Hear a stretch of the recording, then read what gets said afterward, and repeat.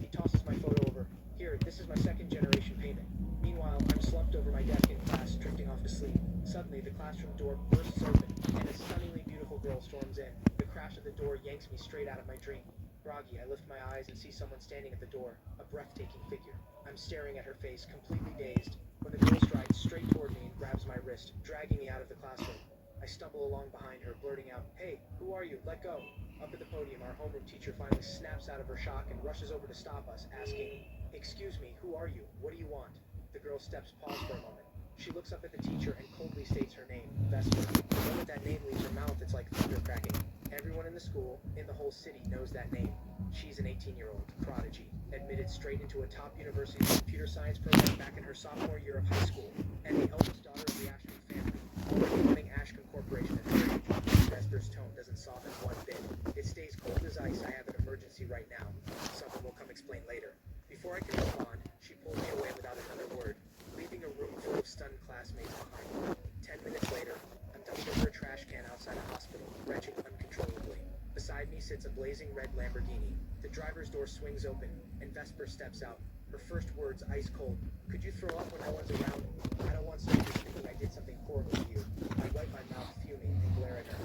"You think you enjoyed growing up? You drove like a rocket. Were you racing to your own funeral?" Vesper, expression blank, walks right past me, striding ahead. Her voice, cool and commanding, carries no room for argument. "Keep up." "Forget it, I'm out." I snap back and turn to walk the other way. Vesper spins around instantly, eyes narrowing, her voice carrying a bone-chilling warning. "Take one more step and see what happens. Let me make this clear. There's a life upstairs waiting for you to save. If you know what's good for you, follow me, or I won't mind sending you to your own funeral myself." The second she says that, I flinch. A life is waiting for me to save? I glance around and finally realize this is a hospital. Without another question, I stride after her. The moment we step into the hallway, a doctor rushes toward us, face full of urgency. "Miss Vesper, you're finally here. Is this the gentleman?" The doctor glances at me, and once he sees my face clearly, surprise flickers in his eyes. Gone are the days of spending hours making fancy presentations from scratch. I partnered with Adobe Acrobat to show you how generative presentation can take you from this to this in minutes. If you didn't know, over the last 2 years, I've started to lead workshops for small business owners, helping them use social media to grow their business. With social media trends and my audience constantly changing, I've always spent hours making workshops and making adjustments to my presentation. Until now, I have a PDF space for my workshops and social media trends. From here, I'm going to He turns and instructs the nurse. "Prep the operating room immediately." I stand frozen, completely lost. What operation? What is going on here? Right after that, I catch a glimpse of someone lying in the hospital room and freeze. "Wait a second, who's that little kid on the bed?" I turn to Vesper, completely shocked, and blurt out, "Stand the sight of you, and wanted to teach you a lesson. But I've never been anyone's easy target."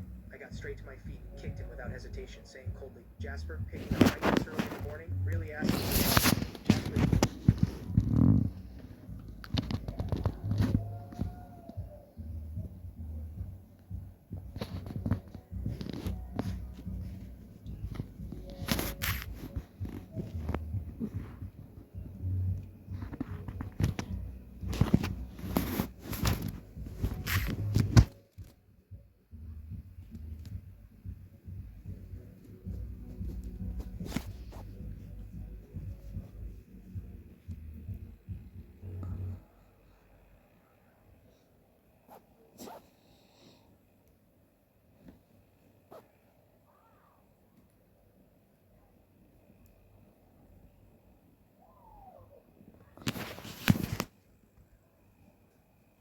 Meow. No one's here. Perfect. I heard this two-legged beast is loaded. He can definitely afford to raise 2 little cubs. Still haven't found them? Blue Dye hasn't yet. Working stiffs have it so rough. President Dye had his own innocence taken, then got cruelly dumped and used for some secret legal thing, a lab test. His own charms just lacking. What am I supposed to do? His own charms just lack. Can't find anyone, and every day the working stiffs suffer. Special Assistant Chen, what is this? President Dye. 2 of them. Go investigate. Blue Minchuan, your cubs. Meet at the park, 3 p.m. Cash on delivery. 1 for $1,000, 2 for 2,000. No haggling. Blue Dye. Security footage shows a small cat entering your office, making a round of inspection inside, and then leaving. It's possible the cat's owner instructed it to bring the letter in. You're telling me the cat walked into my office, left this letter, and then walked out? That is possible. Then, why don't you just say cat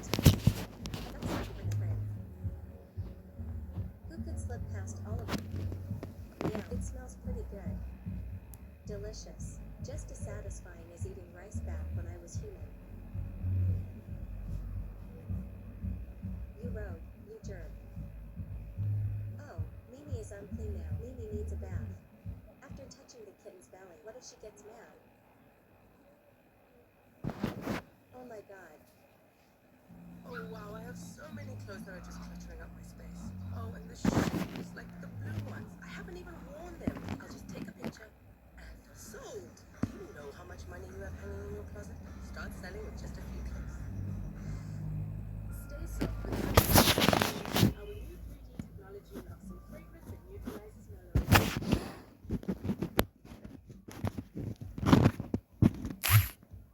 I was only gone for a few hours, not a few days. So, actually, only I myself know. That right now, I'm nervous inside. See for yourself. While I was watching the cat in the dead of night, a suppressed, muffled groan from my beautiful roommate suddenly echoed from the bedroom. This completely stunned me right then and there. I genuinely thought my mind was. When I was deployed on a critical mission for a secret unit, I received a call from my mother.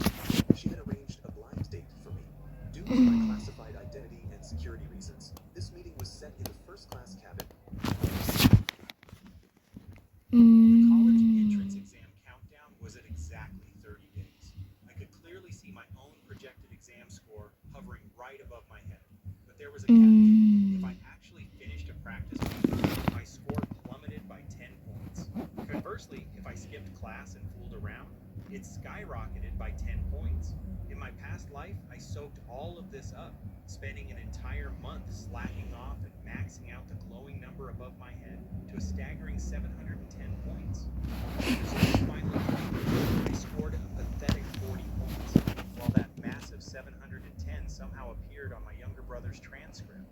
My parents were absolutely furious and threw me into an electronic room to fend for myself. That very night, I was cornered in a dark alley by a gang of thugs and beaten to death. As I lay there bleeding out in the mud, I heard my brother, Shen Jingzhou, mocking me. So what if you outshined me since we were kids? You still got played like an absolute fool by the score above your head. That's when the horrifying truth finally hit me.